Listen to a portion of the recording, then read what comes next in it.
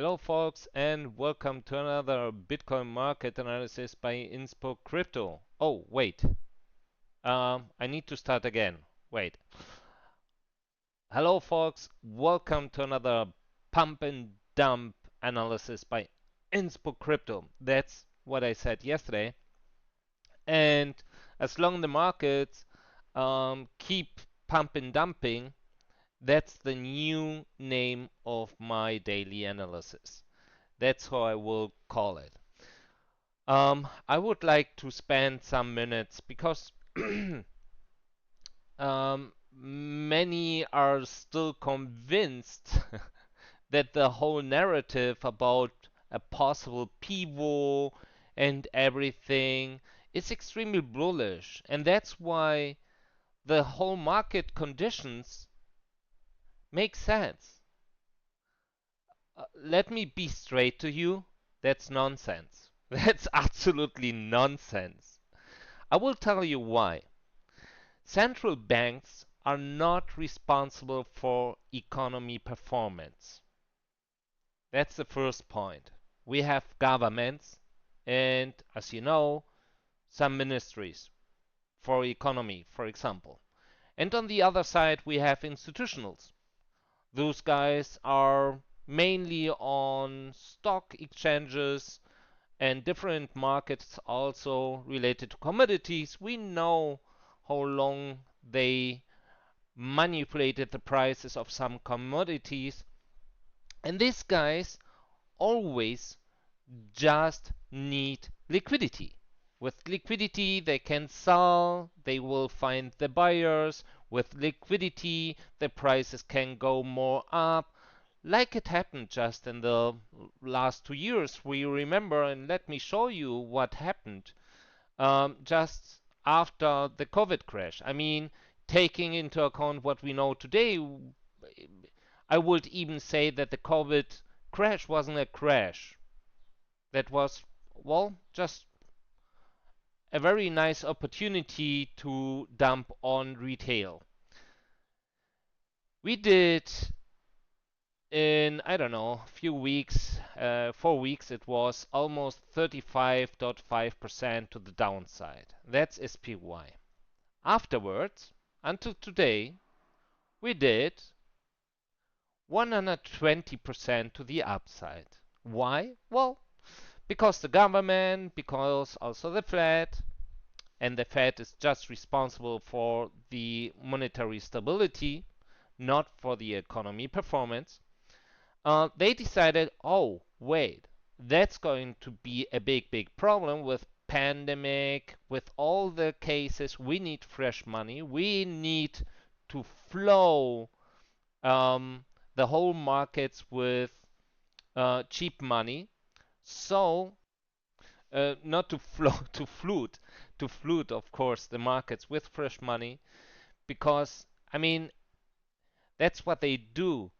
They expected a bad impact to their national economy, and just to reduce the impact, they flute the markets with cheap money, so markets can rise even more, and that could stabilize the whole market conditions. And it worked. It worked. The problem is they didn't stop. They printed more and more and more and more. Even the whole impact of the COVID pandemic was declining. So, and that's a big problem. Right now, for example, we are doing exactly the same. We did here, it seems, a crash, well, almost a crash, and now we did 25% in just few months, and we recovered just in few weeks almost 15%. If I'm not absolutely wrong. Yeah, 15%. By the way, while we are rising interest rates, why the Fed is reducing the balance sheet. Some people don't even know what the balance sheet is. Well, I mean, if you want to pump the markets with fresh money, then the Fed is also able to buy. yeah, to spend money in the stocks markets, for example, bond markets, and so on and so forth, just to flood the markets with fresh money. That's what they did, and at the moment, since a few months, since May, they are doing exactly the opposite. So what they are doing is, at the moment, reducing the balance sheet. So taking out capital from the markets. At the same time, rising the interest rates. So Wall Street just changed the narrative and have started to declare that when the economy looks like crap, so with all the bad data that's coming right now, that would be perfect because then the Fed would get pressure and they need to have a pivot. Well, first of all, I don't know why Wall Street is telling us this story because the Fed is not responsible for the economy. They are only responsible for the monetary conditions. So the main point here is inflation, and they mention that many times. We have on the other side the governments. The governments can using subsidies, for example, to push certain sectors in the industry to rise employment there, maybe to cut the dependency um, of abroad factors like, for example, China, whatever. They can do a lot of different things, also depending on the Fed, because they need then fresh money from the Fed. But doesn't matter. The Fed to say, whoa, when the market is looking like crap, the Fed needs to pivot, the Fed will take a look if the inflation keeps rising. If the inflation keeps rising, the Fed will keep hiking rates. That's the point. They will not change because of that. It's on the other side the responsibility of the government, but not of the Fed. So to say the Fed will pivot just because the economy looks bad, that's wrong. That's absolutely wrong. The only thing that the Fed wants to do, and they mentioned that 1,000 times, is to bring inflation back to 2%. Some people not even know why 2%. Why this key level of 2%? Just because they don't or they want to avoid a deflation, like Japan had over decades, for example. Okay, deflation just means everything, every good is declining in price, but customers are not buying. That's it. Okay, the demand is declining while the price are declining. That's it. That's deflation. That's the worst case. That means, oh shit, what we need to do to trigger consumer behavior again. That's a big challenge, and Japan had decades trying to fix the problem.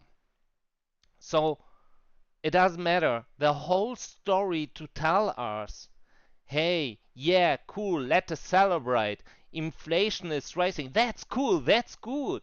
Because the economy is looking crap and they need to pivot is an illusion. That's not going to work. That's not the Fed's main functionality to say, oh, yeah, the economy looks bad now. I will start to pivot. No, maybe then they will start to reduce, for example, the reduction of balance sheet. They even can say, okay, we can reduce the rate hike by 25 bps or even 50 bps. But what they are not going to do is to say, oh, see, that looks bad. I'm going to break here. Let us make vacation. We will come back in a few months. That's not going to happen. And they were very straight in their communication. They said that many times. That's not going to happen. And they are wondering why markets are reacting like they are reacting. We just have, I mean, I'm talking since 10 minutes now. The government in the US just redefined what recession is. They are avoiding to say the market or the economy is in a recession. Why? Well, it's a political issue. And that's another problem we have. We have three different actors here. We have the central bank, we have the government, and we have Wall Street or institutionals. All three have different, absolutely different interests at the moment. At the same time, we need to see the big picture. Many people are saying, yeah, but in 2008, forget this comparison. Because it depends right now what we have is a big disruption in the global market. We have constructed the global market over decades, and right now it's disrupting. That's a big problem. We can try to reduce the impact of inflation. We can try to reduce the inflation. But it's an illusion to think you can fix everything in a global system just by your own central bank and even government. The government has much more possibilities than the central bank. They can try another trade agreements or they can try with subsidies, whatever. They have much more flexibility than a central bank. So the whole story behind pivot, I don't know, bad data is good data and good data is bad data is, in my opinion, just a big, big bubble they are constructing just because they know we will get more bad data than good data. So just to change the narrative, to pump the markets like they are doing, for example, right now, it makes sense that the market goes up because a lower unemployment rate, even to be honest, even if we start to talk about unemployment rate, also this topic is very political because also here the Fed doesn't really care. But the government cares because they know the economy looks like shit, but it's better for them to show you, hey, the economy is strong. We have less unemployment. Nobody is talking about how the real salary looks like. If the people has at the end of the month just more money than, for example, last year, even if they have a job with then rising inflation, can they pay their credit or loans? Can they pay the credit card bills at the end of the month? And so on and so forth. How does it change that they have less money in their wallets at the end of the month? Does that change their consumer behavior, for example? So a lot of factors that nobody is talking about. But everything I'm talking about right now has an impact to the economy. So I'm really tired to read all the time, oh yeah, no, that's great, and it makes sense that the price goes up, yeah, SPY, yeah, Bitcoin, everything up, because, you know, if the economy looks like shit, they need to pivot. Bullshit. That's bullshit. It's not going to happen. It doesn't make sense. Only if the inflation maintains neutral or under control, and only then they will reduce the pressure. But they are not going to stop to hike rates as long as they see that the inflation is declining and is hitting their goal of 2%. That's it. That's the whole story. And now we can go over and talk about metrics. But I needed to tell that because I'm, you know, I'm reading it every day, and it's so they are spreading that like a shitcoin that's going to launch. You know, it's so incredible. However, let us go forward. So what we see, another one, what's happening here, and that matches and confirms a little bit what game these guys are playing with us. Yeah, DXY went up. Why? Well, it's bullish for the US dollar if you show that the economy is strong. I have said we need to talk about if a declining unemployment rate is automatically bullish. But however, since then, DXY maintains. What happened here? We dumped very crazy. I have warned about that they will use any excuse to dump into retail, and now pushing up again. And that's it. And that's why I'm not going to play this game. I don't care if they are going to make new all-time highs. But for me, this market is not tradable at the moment. So let us go forward and check what happens here. Let us see. Weights ratio up, down, up, down. If we check that here, it's looking like even if it's lifting up a little bit, for me, the whole thing is over. I mean, it's just saying the preparation is done. So usually we are just too late. In my opinion, if it's not playing out, I don't know, it will be the first time. I still have patience. In case I see a solid signal that shows me, okay, it's going to play out now, then I will short. But until then, I'm not going to do that. So at the moment, we are still on track. As you can see, we are just making new higher lows, new, well, I mean, we did 1, 2, 3, and we did 1, 2, 3 higher highs. So we will maintain that pattern. We need to see what's going to happen, maybe even this weekend. We need to see that. If we check that here, we can also see weights ratio 1 hour maintains 85%. The stablecoin reserves on exchanges lifted up. It's declining. I have received today again some withdraw activity alerts indicating 45, 50 million stablecoin leaving the centralized exchanges, and stablecoin supply is reducing. So also here, just indicating they are burning more money, indicating they are exiting. That's the thing.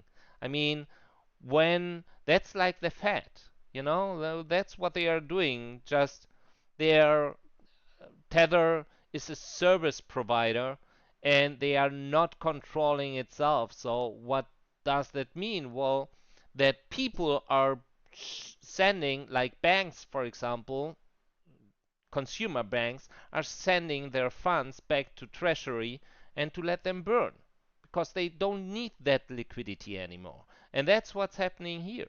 So a market that has a declining liquidity means it's not bullish. It's not a bull market, even if the price looks bullish. Weights ratio, 30 hours moving average, lifting up. Maintains right now a level above of 88. Everything above of 90, be careful. Not happening at the moment. That's it. That was a big chapter. I know for all of you who always say, hey, Inspo, that's too long. I'm very sorry, but I need to talk about the whole situation about Pivo, Fed, and whatever. And yeah, I didn't talk about bonds. I didn't talk about a lot of different things. But then I would need much more, I guess, at least 1 hour. So, if we check what's happening here, to be honest, that's something that everyone should have in mind because, as we can see here, is at the moment that no big inflows are coming in, while we have big volume. At least we have received big volume. Is nobody asking where's this volume coming from? Who is selling? if nobody is sending any bitcoins to the exchanges? Wealth ratio. The question is why they are distributing and how much ammo do they still have left? That's the big question because no big inflows coming and at the same time big outflows. 126 million in US dollar in stablecoins, while 150 millions in. Even here we see no big outflows as well. So another thing we can see here, funding rate, wow, pumping like hell. It's just crazy, but yeah, that's it. I mean, they're pumping. It seems many were expecting, I don't know, uh, I think positive news. I really don't know. However, we have more activity on the stablecoin part related to derivative exchanges than to the Bitcoin part. So if we check here, we see we received, well, it's not big, 100 million, 120 million, taking profit at the same time. So really nothing big. Right now coming in some money, 75 millions versus 82 millions outflow. So really nothing big. And for today, the biggest inflow related to derivative exchanges and Bitcoin was 1,500 Bitcoins. Peanuts. Just really peanuts. Let us go forward and check what's happening here. I was wrong. I really thought they will maintain a price above and they will not let the price decline, but that's what they did. So of course, with a rising price, people starts to short again. At the same time, we'll still have more longs than shorts. So it wouldn't surprise me if we will liquidate some longs or try. Let me refresh the site. Yeah, it's refreshed. So that's what it looks like. Look, Ethereum. That's incredible. 1 billion in shorts. I don't know, but the whole money related to futures, at least on Binance, is shifting more and more to Ethereum, it seems. If we check, look that open interest declined a lot, really a lot. I mean, of course, I guess, they they liquidated a lot of people. If we check what the big accounts on Binance are doing, they're longing. If we check what the biggest positions are doing, they're longing. And that matches very well also to the account. So it seems whales are more on the long side. Let us check what's happening on here related to the Kingfisher.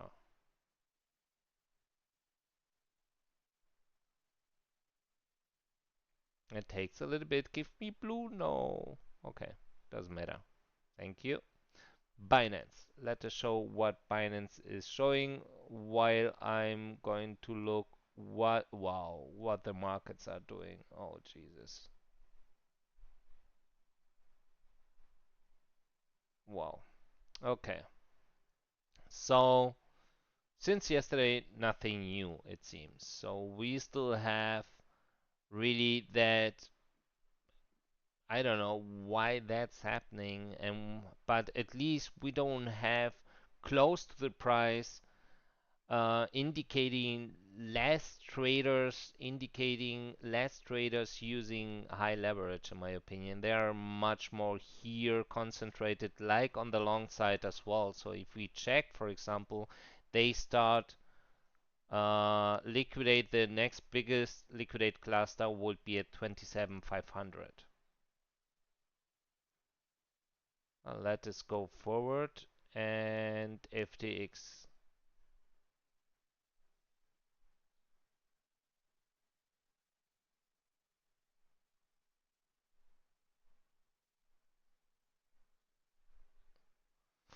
That takes a little bit and sometimes a little bit longer than expected. Come on, the Kingfisher. Yeah. And let us see. Oh, on FTX looks different, more on the long side than on the short side, as you can see. Mm, Let us see who is driving the market at the moment, but in my opinion, FTX reduced their action on the markets. At least they are not the main driver anymore.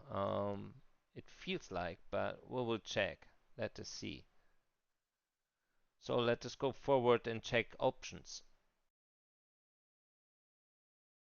So the first thing we can notice here is also very interesting is the high volume when they started to decline, indicating they pushed very hard to the downside and they started to absorb enough or a lot. I mean, if we check here, we have we need to see on the heat map, but total volume in 1 hour almost 4,000 bitcoins. That's really big related to FTX. That's really big, indicating they started to sell, retailers started to dump, so following him, and then they started to absorb all these buys, it seems.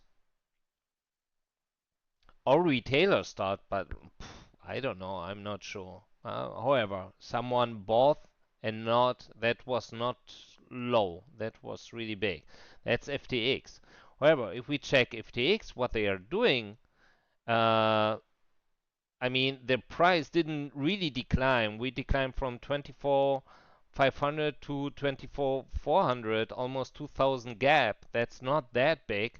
And look what they are doing. It's pure distribution at the moment. The only ones there, at least on FTX, you can see here Bitcoin collateral lifting up, makes sense, hatching. And well, I mean, we have the aggregated where we have constantly Coinbase just buying and we have stablecoin futures doing, or the main driver with the aggregated one, the main driver of the market, as you can see. Let us check what if Binance is doing here. And Binance looks like was almost the main driver of this pump and dump or dump and pump. And they declined afterwards. You can see, I mean, not big, absolutely not big. What they did, maybe I'm wrong, and they were not the main driver. I mean, Coinbase,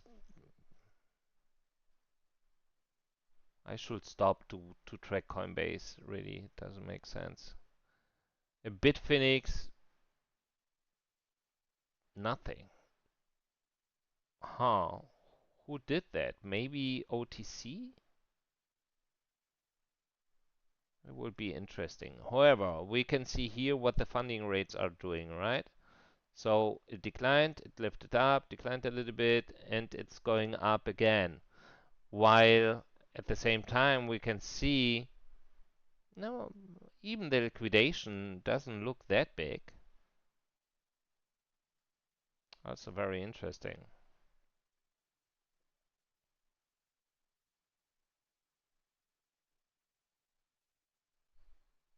60,000. That's big. Okay.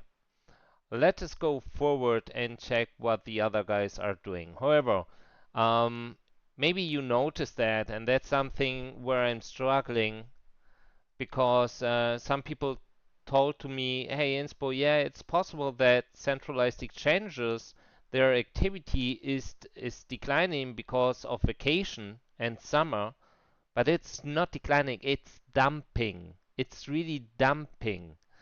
If their activity were here, that's a count of 40,000.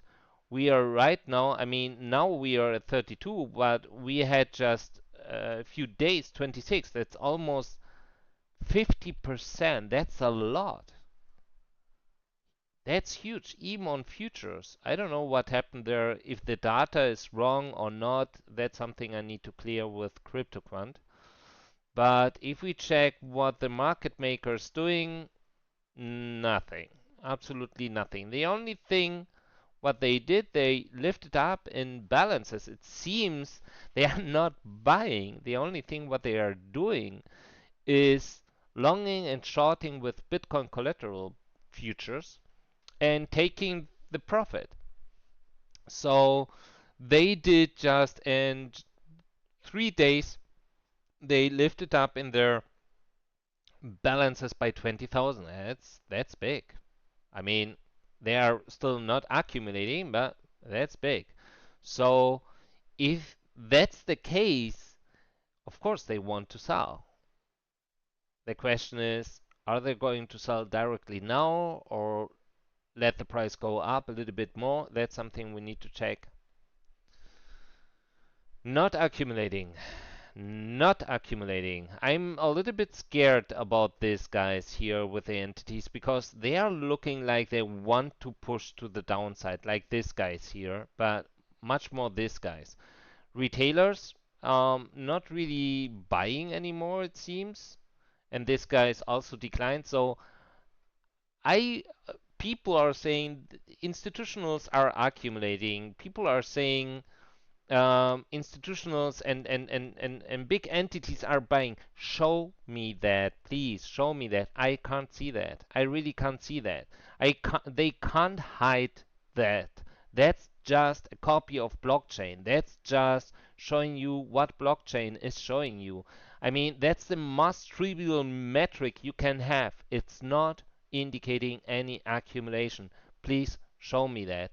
Don't come with, look, CoinGlass is showing entities with more than 100 bitcoins are rising, because that doesn't make any sense. That's why I'm not using CoinGlass. Show me that where they are accumulating. They're not accumulating while the price is going up. That's not bullish at all. It's not. I'm still convinced it's not. Yeah, you can tell me I'm a perma-bear. You can tell me I'm dumb, I'm retarded, whatever. I'm still convinced because we still have a wealth ratio that didn't play out.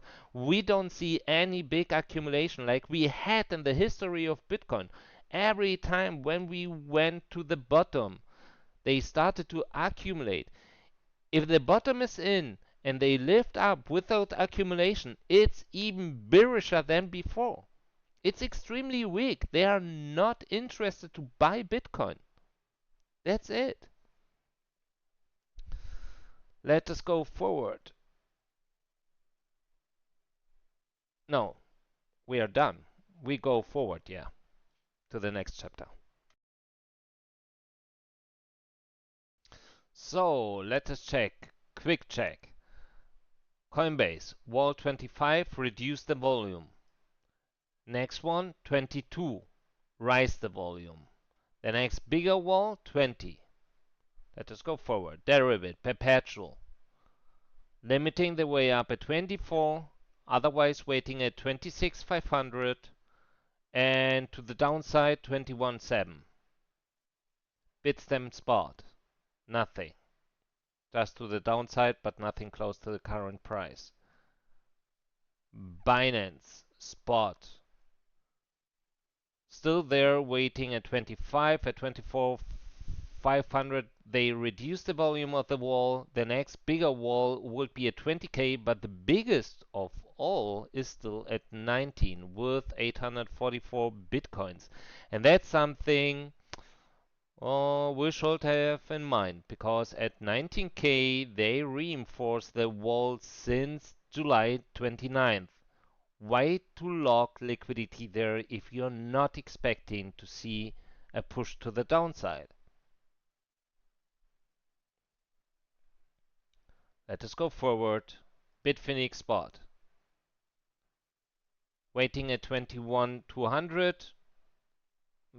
To the upside, the next one would be 25,400, but nothing big. FTX perp. FTX perp. They remove the wall at 24.8. They are reducing the volume at 22,400. And the next one would be at 22. Otherwise, 20. So 20, 20, 20.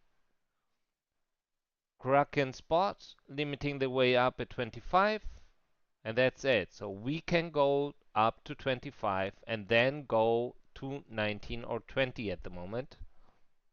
Would at least match with some options, but then we still have some weeks front of us. Also here, 25k on Bitmax and at 20. They are, it seems here, just making a wall at 20k. So 20k, 20k, and 25k. Bitfinex derivatives. Also here, still waiting at 20,700. Look, look, look. They removed the wall to the upside. The next bigger one would be at 31. Look, look, look. They are just looking. If we check there, they are removing walls. Even here. That's interesting.